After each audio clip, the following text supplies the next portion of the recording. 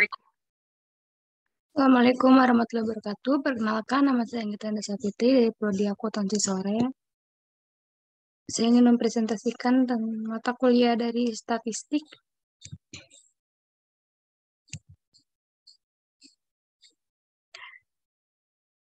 Saya akan membahas tentang distribusi.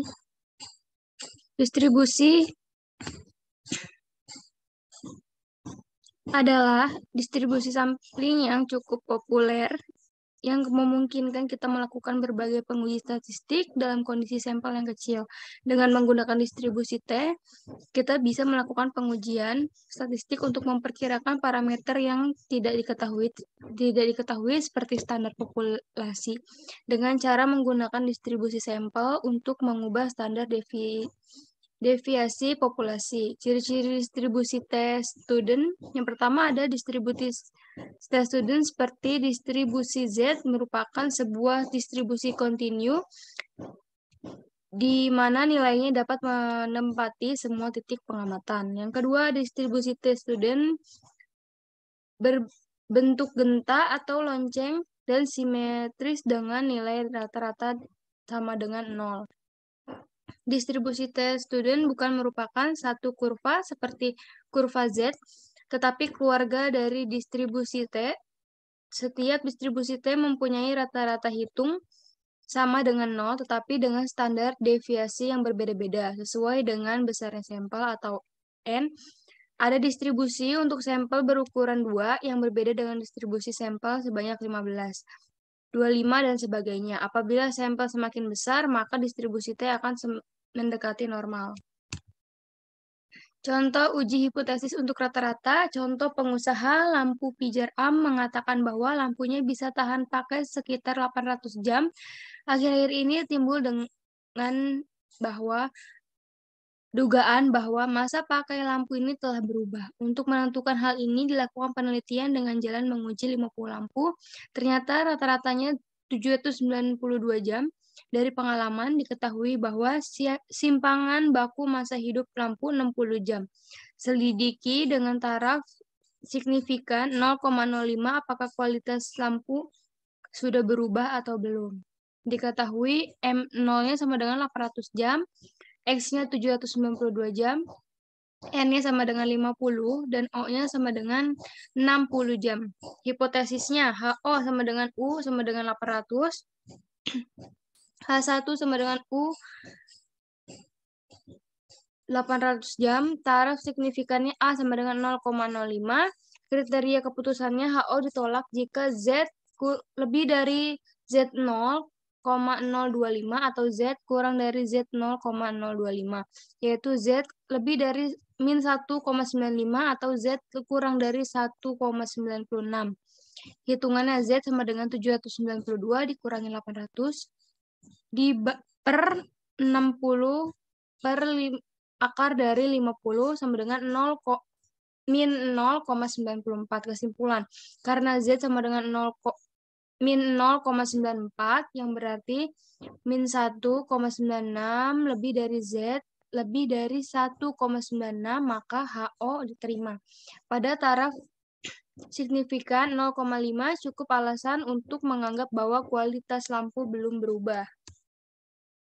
Uji hipotesis selisih proporsi.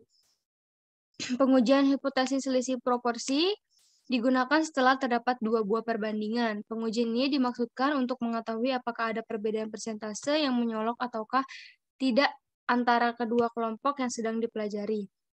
Distribusi selisih dan jumlah rata-rata, rumus-rumusnya dapat digunakan. Yang pertama ada untuk menghitung selisih rata-rata, rumusnya X dikurang Y, U X dikurang Y sama dengan U1 dikurang U2. 0 sama dengan 0, X kurang Y sama dengan 0 kuadrat 2, 1 per N 1 ditambah 0 kuadrat 2, 2 per N2. Untuk menghitung selisih rata-rata Y dikurang X. U sama dengan Y dikurang X sama dengan U2 dikurang U1. Jadi 0 X dikurang Y dan 0 Y dikurang X besarnya sama dengan kedua hal dan dinamakan kekeliruan baku selisih rata-rata atau galat baku selisih rata-rata. Prosedur analisa varian. Analisa varian adalah prosedur yang menerapkan porsi varian ini pada setiap kelompok dari variabel independen. Caranya dengan membandingkan secara simultan beberapa variabel dapat memperkecil kesalahan. Keunggulan analisis varian adalah kemampuan melakukan uji perbandingan untuk banyak variabel. Tujuan dari analisa varian adalah untuk menemukan variabel independen dalam penelitian dan menentukan bagaimana variabel tersebut berinteraksi dan mempengaruhi tanggapan atau perilaku. Prosedur pengujiannya ada sumber keragaman, derajat bebas atau ada jumlah kuadrat, ada rata-rata kuadrat, ada F hitung dan F tabel. Antar grup F1 sama dengan K dikurang 1 itu pada derajat bebas, SBB pada jumlah kuadrat, MSB pada rata-rata kuadrat atau SBB atau V1.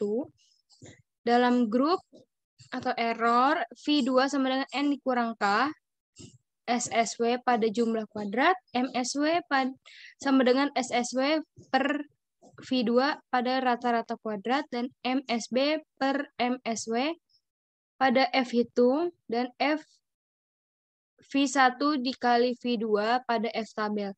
Totalnya N kurang 1 pada derajat bebas, SST pada jumlah kuadrat. Keterangan SSB adalah sum square between group adalah jumlah kuadrat antara grup.